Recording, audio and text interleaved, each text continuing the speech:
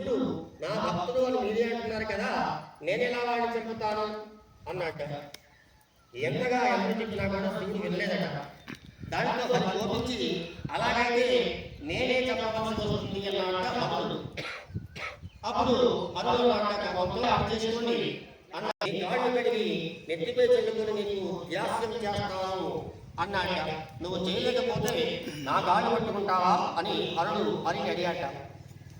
రెచ్చగొడుతూ హరి సరే అన్నట్ట. హరి ఒప్పందాన్ని బలపరిచాడట. అందరూ వెళ్ళి పోయారట. ఏమైనా ఆ రాక్షసుడు తావడం ఖాయమని అంతా సంతోషిస్తూ ఉన్నారట.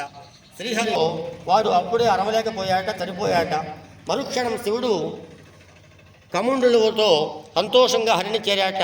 శివుని సంతోషం చూసేసరికి అర్థమైందట హరికి, అది అంతా కూడా శివమాయ అని చెప్పేసి.